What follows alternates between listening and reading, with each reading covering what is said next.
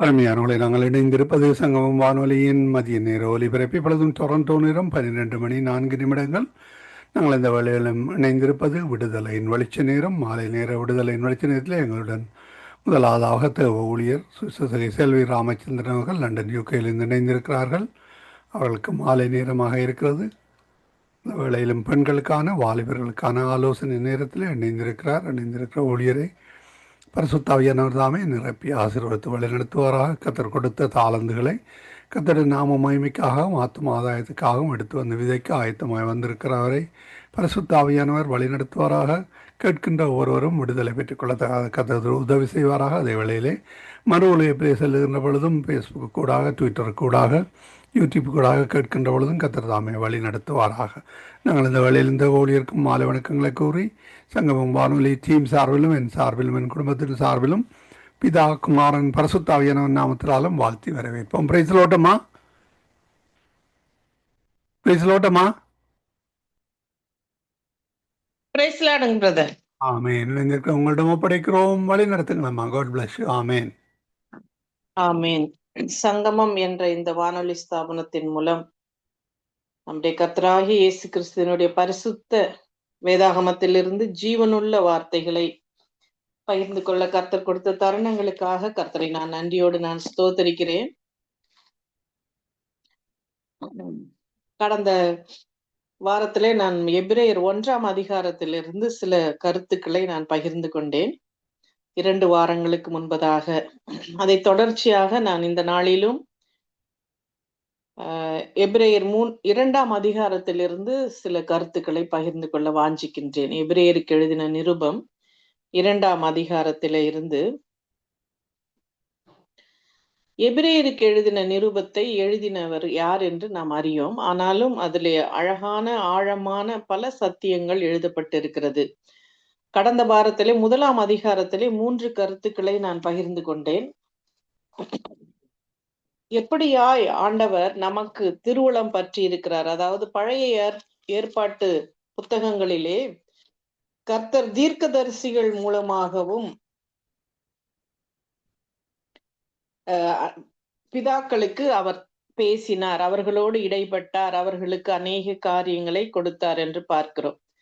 இந்த கடைசி நாட்களிலே நமக்கு குமாரன் மூலமாய் திருவுளம் பற்றுகிறார். ஆண்டவராகிய இயேசு கிறிஸ்துவே வெளிப்பட்டு அவரே அனைத்து காரியங்களையும் நமக்கு நேரடியாய் சொன்னது போல இந்த நாளிலும் அவர் கர்த்தர் காரியங்களை நமக்கு அறிவுறுத்தி கொண்டிருக்கிறார். அதனால் நாம் ரட்சிக்கப்பட்டு இருக்கிறோம். அதுதான் 1ஆம் அதிகாரத்திலே முதல் கருத்து. 2வது கருத்து நாம் பார்ப்போமானால், தெய்வ தூதர்களை பார்க்கிலும் குமாரனாகி கிறிஸ்து உயர்ந்தவர், தெய்வ தூதர்களும் தொழுது கொள்ளப்பட தகுதியானவர் என்பதை சொல்லி, அதாவது பிதாவின் வலது பார்சத்திலே வீற்றிருக்கும்படி ஒரு தேவ தூதருக்கோ ஒரு தீர்க்கதரிசிக்கோ கர்த்தர் சொல்லவில்லை. ஆனால் குமாரனாகி கிறிஸ்துக்கு மாத்திரம் பிதாவின் வலது பார்சத்திலே வீற்றிருக்கிற ஒரு உரிமையையும் அதிகாரத்தையும் கொடுத்திருக்கிறார் என்பதை 2வதாக அந்த அதிகாரத்திலே பார்த்தோம். 3வதாக கர்த்தர் நமக்கு அவர் கொடுத்திருக்கிற ரட்சிப்பு மிகவும் பெரியது. ரட்சிப்பை நமக்கு தரும்படியாய் அவர் இந்த பூமிக்கு வந்து பல காரியங்களை அவர் செய்திருந்தும் நாம் அதை குறித்து அலட்சியமாக இருப்போமானால் தண்டனைக்கு எப்படி தப்பிக்க போகிறோம் என்பதை குறித்து நாம் பார்த்தோம். பிதாவின் வலது பார்சத்திலே ஆண்டவராக இயேசு கிறிஸ்து வீற்றி இருக்கிறதற்கு ஒரே காரணம், நம்மை அவர் பரிந்து பேசி நம்மை ரட்சிக்கும்படியாய், நம்மை அவருடைய பிள்ளைகளாய் அவர் மாற்றும்படியாய் அவர் காத்திருக்கிறார். இந்த நாளில் இந்த 3 கருத்துக்களையும் எபிரேயர் 1ஆம் அதிகாரத்திலே நாம் பார்த்தோம்.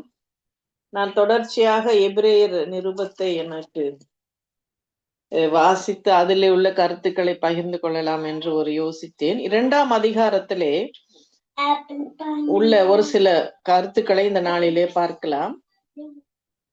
முதலாவது 3 வசனங்களை வாசிக்கிறேன். 2வது அதிகாரத்தில் முதல் 3 வசனங்கள். ஆகையால் நாம் கேட்டவைகளை விட்டு விலகாதபடிக்கு அவைகளை மிகுந்த ஜாக்கிரதையாய் கவனிக்க வேண்டும். ஏனெனில் தேவ தூதர் மூலமாய் சொல்லப்பட்ட வசனத்திற்கு விரோதமான எந்த செய்கைக்கும் கீழ்ப்படியாமைக்கும் நீதியான தண்டனை வரத்தக்கதாக அவர்களுடைய வசனம் உறுதிப்படுத்தப்பட்டிருக்க, முதலாவது கர்த்தர் மூலமாய் அறிவிக்கப்பட்டு பின்பு அவரிடத்தில் கேட்டவர்களாலே நமக்கு உறுதியாக்கப்பட்டதும்.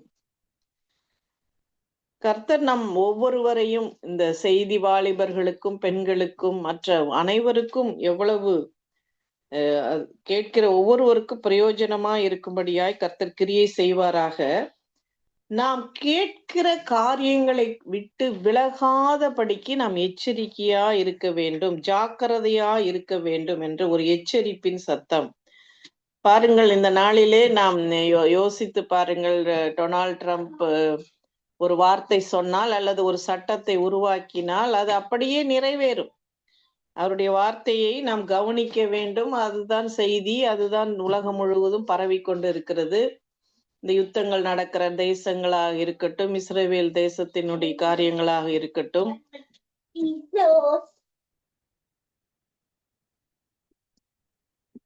எதாக இருந்தாலும் அவருடைய வார்த்தைக்கு நாம் கனம் கொடுக்கிறவர்களாக நாம் காணப்பட வேண்டும். ஏனென்றால் அந்த அதிகாரத்திலே அவர் இருக்கிறார். அதனால் நமக்கு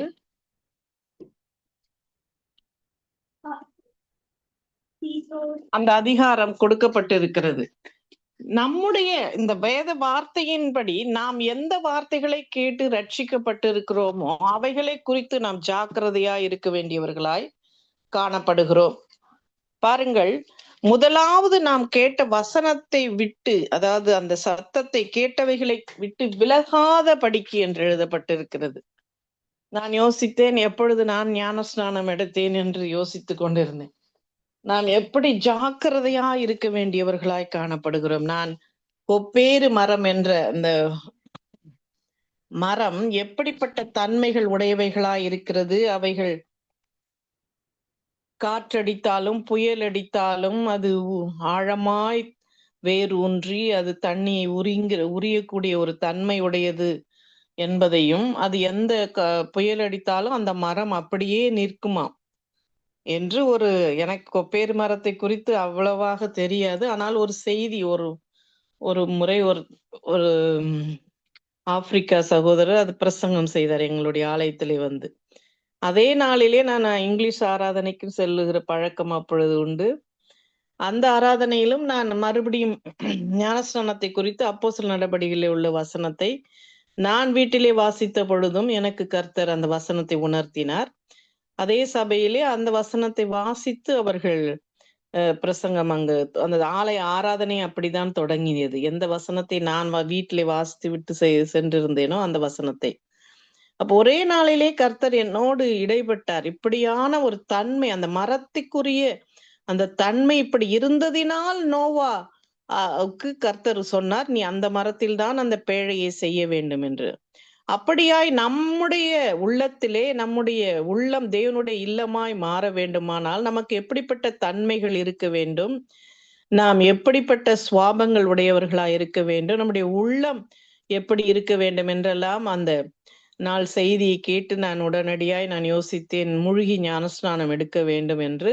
அப்பொழுது நான் தீர்மானம் செய்தேன். அந்த நாட்களிலே நான் நினைக்கிறேன் 97 இருக்குன்னு நினைக்கிறேன். அந்த நாட்களிலே இந்த மூழ்க ஞானஸ்நானத்தை குறித்து அவ்வளவான பிரசங்கங்களை நாம் அதிகமாய் கேள்விப்பட்டதில்லை.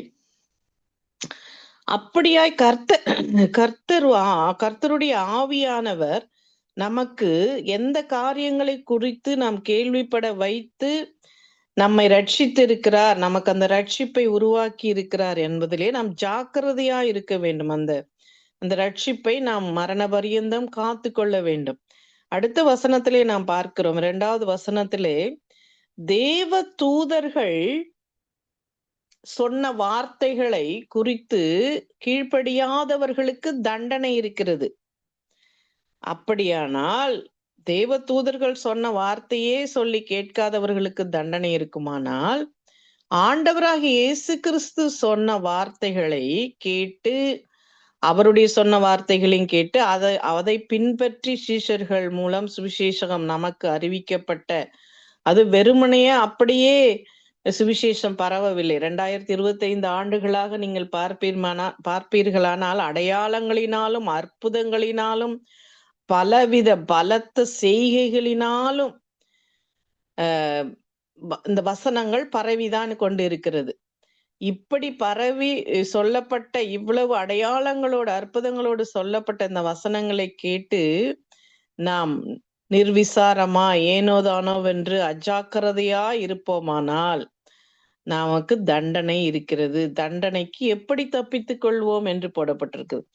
இப்ப தேவ தூதர்கள் சொன்ன வசனத்திற்கு விரோதமா எந்த செய்கைக்கும் கீழ்ப்படியாமைக்கும் நீதியான தண்டனை வரத்தக்கதாக உறுதிப்படுத்தப்பட்டிருக்கிறது என்று பார்க்கிறோம். கிறிஸ்தவம் என்பது அநேக தலைமுறைகளா இப்படி பரவி கொண்டிருக்குது. இப்பொழுது கூட நான் இந்த சார்லி கிரிக் என்ற அந்த சகோதரரை குறித்த சில காரியங்களை நான் பார்த்த பொழுது, ஒரு பெண் சொல்லுகிறாள். அந்த பெண் அவரிடமே நேரடியாய் ஒரு பேட்டி காணுதலிலே நான் பார்த்தேன். ஒரு வாலிப பெண். அந்த பெண் சொல்கிறார், உங்களுடைய அந்த செய்தியை, உங்களுடைய இந்த பேச்சுகளை கேட்டுதான் நான் அபார்ஷன் செய்யாமல் இருந்து இந்த பையன் பிறந்திருக்கிறான் என்பதாக ஒரு 6-7 வயது உள்ள ஒரு மகன் அவர்கள் முன்னாடி நிற்கிறார்கள். ஆனால் அந்த குழந்தையுடைய தகப்பன் இல்லை கூட.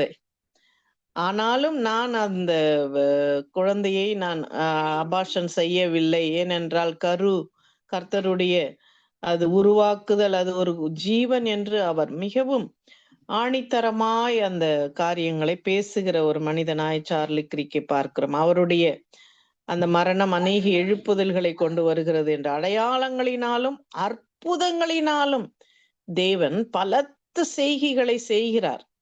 அந்த செய்கைகள் மூலம் அநேகருடைய உள்ளங்கள் திறக்கப்பட்டு, அநேகர் இன்று வேதத்தை மூடியிருந்த வேதங்கள் திறக்கப்பட்டு வாசிக்கிறார்கள் என்று கேள்விப்பட்டேன். கர்த்தர் கிரியை செய்கிறார். அப்படியானால் இப்படிப்பட்ட அடையாளங்கள் மூலம், அற்புதங்கள் மூலம், பலத்த செய்கைகள் மூலம், பரிசுத்த ஆவியின் வரங்களினால் தேவன் தாமே சாட்சி கொடுத்ததுமாயிருக்கிற, வேற யாரும் இல்ல, தேவ தூதரோ ஒரு தீர்க்கதரிசியோ வந்து நமக்கு சொல்லவில்லை. தேவன் தாமே வந்து எல்லாவற்றையும் செய்த இந்த பெரிதான ரட்சிப்பை குறித்து நாம் நிர்விசாரமாயிடாதபடி, நாம் கவலையற்று இல்லாதபடி நாம் ஜாக்கிரதையா இருக்க வேண்டியவர்களாய் காணப்படுகிறோம். எனவே இந்த ரட்சிப்பை நாம் காத்து கொள்ள வேண்டும். அடுத்த 3 வசனங்களை நான் வாசிக்கிறேன். எபிரேயர் 2ஆம் அதிகாரம். இனிவரும் உலகத்தை குறித்து பேசுகிறோமே, அதை அவர் தூதர்களுக்கு கீழ்ப்படுத்தவில்லை. ஒரு இடத்தில் ஒருவன் சாட்சியாக மனுஷனை நீ நினைக்கிறதற்கும் மனுஷனுடைய குமாரனை நீ விசாரிக்கிறதற்கும் அவன் எம்மாத்திரம், அவனை தேவ தூதரிலும் சற்று சிறியவனாக்கினீர்.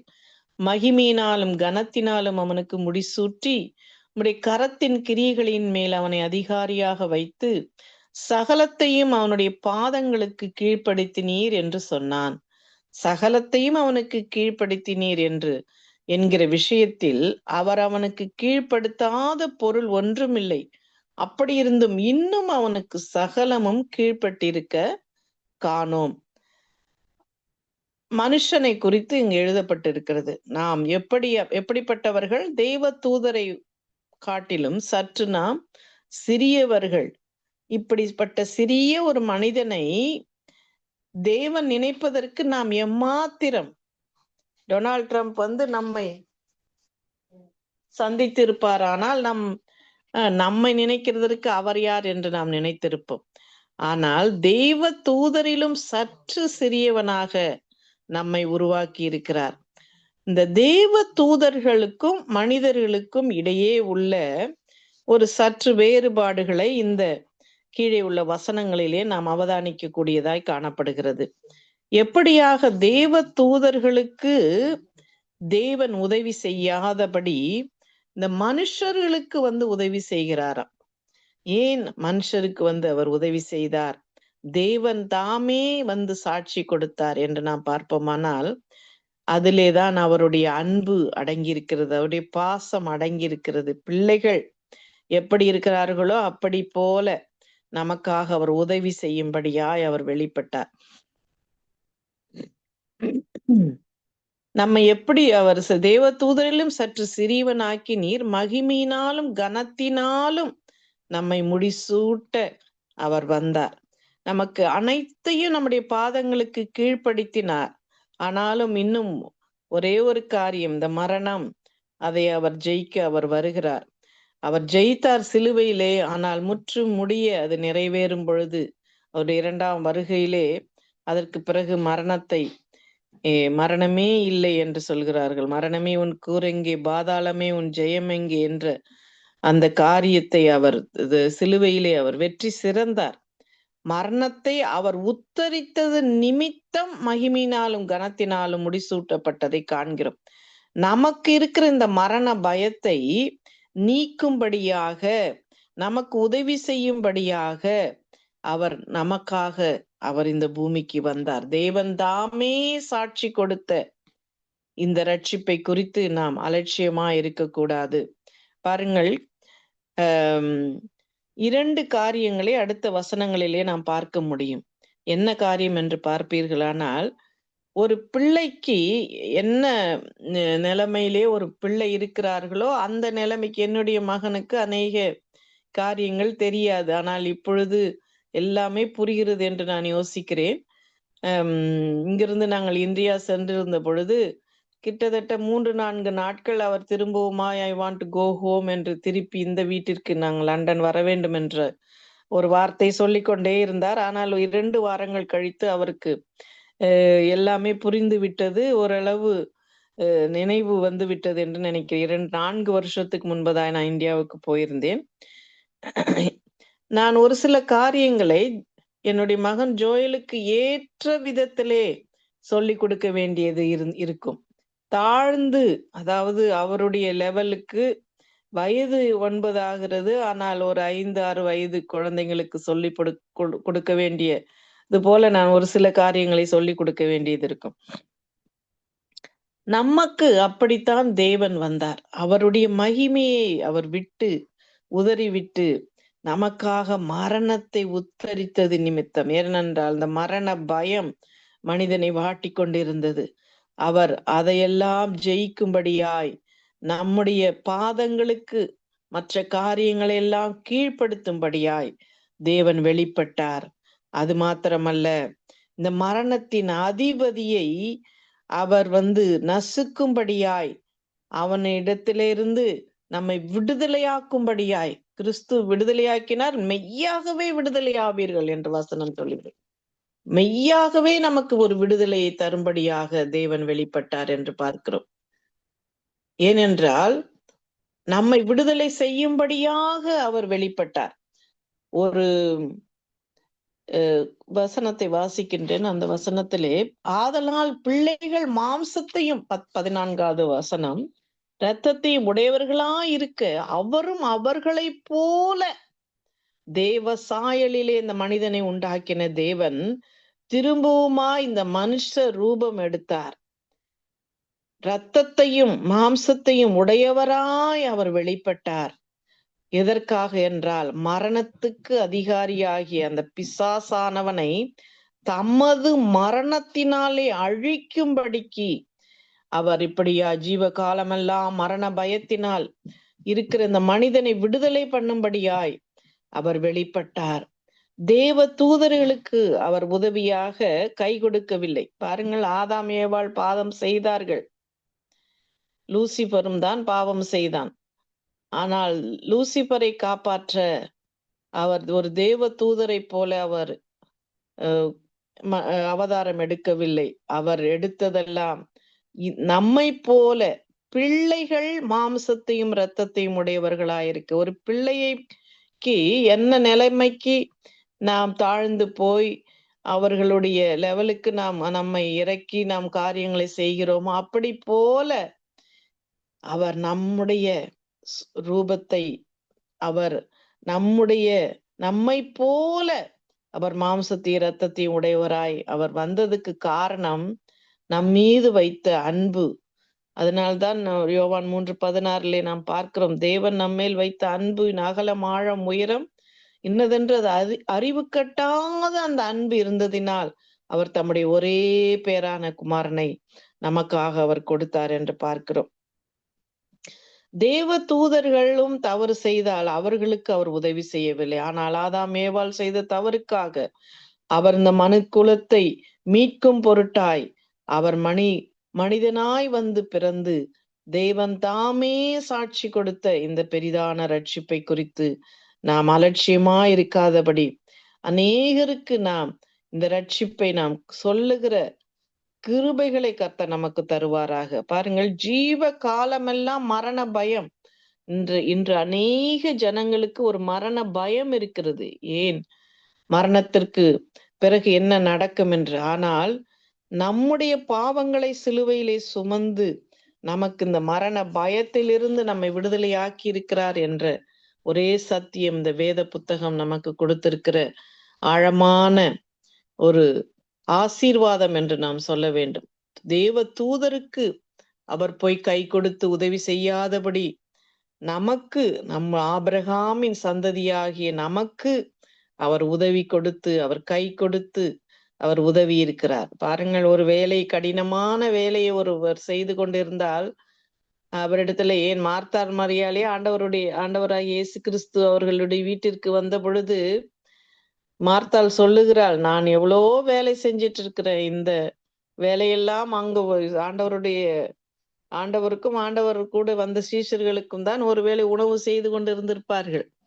ஆனால் மரியாளோ அதையெல்லாம் வேலையெல்லாம் விட்டு ஆண்டவருடைய பாதத்திலே உட்கார்ந்து அவருடைய வார்த்தையை கேட்டு அந்த வார்த்தையின் மீது வாஞ்சை உடையவளாய் அவள் அமர்ந்திருக்கும் போது தன்னை விட்டு எடுபடாத நல்ல பங்கை தெரிந்து கொண்டாள் என்று பார்க்கிறோம்.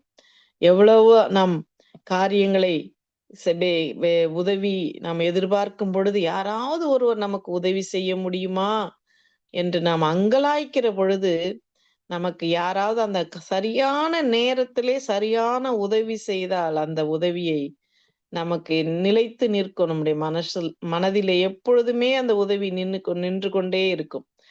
அப்படிதான் ஆண்டவர் நமக்கு, அந்த பிள்ளைகளாகிய நமக்கு மரணத்தினால் பிடிபட்டு அந்த மரண ஆக்கினைக்குள்ளாய் தீர்க்கப்பட்ட நம்மை விடுதலையாக்கும்படியாய், மரண கட்டுகளிலிருந்து நம்மை விடுதலையாக்கும்படியாய் தேவன் வெளிப்பட்டார். குமாரனாகிய கிறிஸ்துவாக அவர் நம்முடைய பாவங்களை சுமந்து தீர்த்து நமக்கு அவர் வெளிப்பட்டார் என்று பார்க்கிறோம். சாட்சியாக நம்ம இருக்கும்படியாய் அவர் நிலை நிறுத்தி இருக்கிறார். அடுத்த வசனத்தை வாசிக்கின்றேன். 11வது வசனம். எப்படியெனில் பரிசுத்த செய்கிறவரும் பரிசுத்தப்படுத்துகிறவர்களும் ஆகிய யாவரும் ஒருவராலே உண்டாயிருக்கிறார்கள்.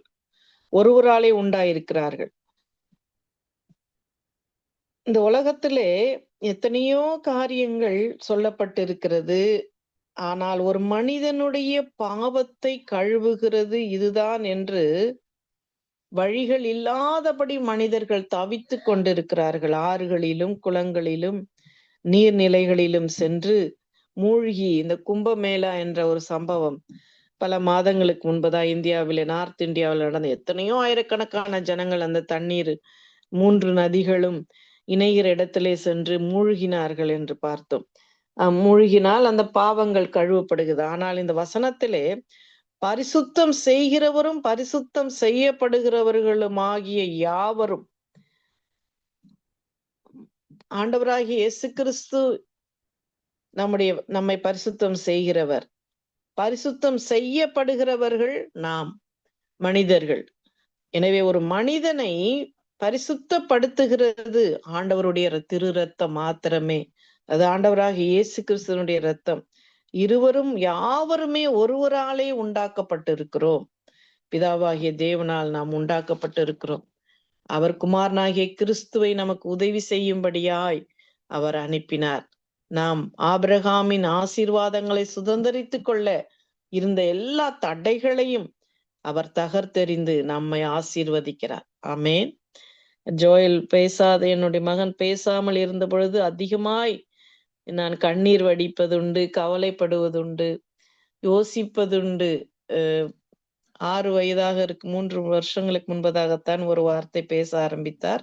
2 வயதாக இருக்கும் பொழுது அவர் பேசி கொண்டிருந்தார். பிறகு பேச்சு அப்படியே நிமோனியா காய்ச்சல் வந்த பிறகு நின்று விட்டது. அப்பொழுது என்னுடைய சபையிலே ஒரு சகோதரி உண்டு. அவர்களுக்கு இப்பொழுது வயது அதிகமா 85க்கு மேல் இருக்கும் என்று நினைக்கிறேன். அவர்கள் சொல்வார்கள், அவர்கள் கீபோர்டு போடுகிறவர்கள், பவளம்மை ஆண்டி என்று அவர்கள் சொல்வார்கள், உனக்கு தேவன் செய்யாமல் வேறு யாருக்கு செய்ய போகிறார், எனவே நீ கவலைப்படாதே, ஜோயல் பேசுவான் என்று சொல்வார்கள். ஆமாண்டி என்று சொல்வேன். ஆனாலும் அந்த சூழ்நிலைகள், பேச முடியாத ஒரு குழந்தையை கவனிப்பதும் எல்லாமே அவர்களுடைய அந்த எமோஷன்ஸ் எப்படி அவர்கள் வெளிப்படுத்தும் பொழுது என்ன எதற்காக என்றே புரியாத காரியமா இருக்கும். அந்த சூழ்நிலைகளூடாய் போகும் பொழுது அந்த பாதை மிகவும் கடினமாக இருந்தது. ஆனால் தேவன் எல்லாவற்றையும் மாற்றி கர்த்தர் அற்புதங்களையும் அதிசயங்களையும் செய்கிறவர். அது ஏன் சொல்லுகிறேன் என்றால், கடைசியாக ஒரு வசனத்தை வாசித்து நேரம் முடிந்து விட்டதனால் 18வது வசனத்தை வாசிக்கிறேன். அதனால் அவர்தாமே சோதிக்கப்பட்டு பாடுபட்டதினாலே அவர் சோதிக்கப்படுகிறவர்களுக்கு உதவி செய்ய வல்லவராயிருக்கிறார்.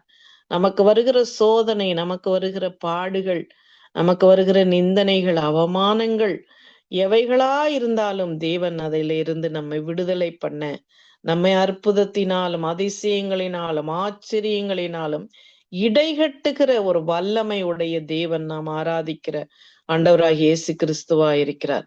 சோதிக்கப்பட்டு பாடுபட்டதினாலே, ஏன் அப்படி நம்முடைய சோதனைகளுக்கு அவர் உதவி செய்கிறார் என்றால், அவரும் சோதிக்கப்பட்டார். பெயர்சபூல்களின் தலைவர் என்று சொன்னார்கள். அவர் அதை குறித்து ஒரு வார்த்தையுமே அங்கு பேசப்படவில்லை. அது சொல்றவங்க சொல்லிட்டு போகட்டும் என்பதாய் அவர் கல்லை அப்பமாய் மாற்ற சொன்னார். ஆனால் தேவனுடைய ஒவ்வொரு வார்த்தையினாலும் மனுஷன் பிழைப்பான் என்று நமக்கு இந்த நாளிலே நாம் பிழைத்துக் கொள்ளும்படியாய், நமக்கு ஒரு சோதனைகளிலே தேவனுடைய வார்த்தையை நாம் நோக்கும்படியாய் கர்த்தர் சொல்லி இருக்கிறார். சோதிக்கப்படுகிறவர்களுக்கு அவர் உதவி செய்ய வல்லவராய் இருக்கிறார். எனவே ரட்சிப்பை குறித்து நாம் அலட்சியமா இருக்கக்கூடாது.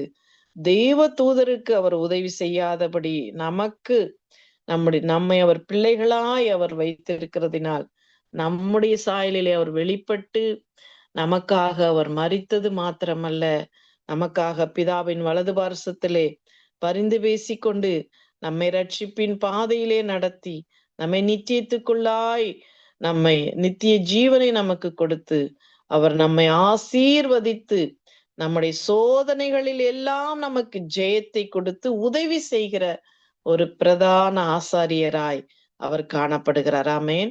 இந்த பிரதான ஆசாரியரை குறித்து நான் வருகிற வாரங்களிலே நான் சொல்லுகிறேன். பிரதான ஆசாரியருடைய ஊழியம் ஒரு பெரிய ஊழியம். பிரதான ஆசாரியர் அது மாத்திரமல்ல, இந்த எபிரேய நிருபத்திலே மகா பிரதான ஆசாரியர் ஆண்டவராகிய இயேசு கிறிஸ்து என்று எழுதப்பட்டு இருக்கிறது. எனவே நித்தியமாய் நமக்கு ஆசாரித்துவ ஊழியம் செய்கிற ஒரு நிரந்தரமான ஒரு ஆண்டவர் இருக்கிறார். ஆமேன். கண்களை மூடி கர்த்தரை நோக்கி நாம் பார்ப்போமா? ஸ்தோத்திரம் தகப்பனே, இந்த நாளுக்காக நாங்கள் உம்மை நன்றியோடு நாங்கள் உம்மை ஸ்தோத்தரிக்கிறோம், உம்மை துதிக்கிறோம் அப்பா. உம்முடைய கிருபைகளுக்காக உமக்கு நன்றி. எங்களை ரட்சித்தீர், உமக்கு நன்றி. எங்களை வேறு பிரித்தீர், நன்றி அப்பா. எங்களை பெயர் சொல்லி அழைத்து நன்றி அப்பா. இந்த ரட்சிப்பு எங்களிடத்திலே வந்து சேருவதற்கு எத்தனை அற்புதங்கள், அடையாளங்கள் அப்பா. உம்முடைய பலத்த செய்கைகளுக்காக உமக்கு நன்றி. பரிசுத்த ஆவியானவரே, எங்களை இப்படியாய் நீர் வழி நடத்தின தயவு இரக்கங்களுக்காக உமக்கு நன்றி நன்றி நன்றி தகப்பனே. சத்தியத்தை சத்தமாய் சொல்ல அப்பா எங்களுக்கு தைரியத்தை தாங்க.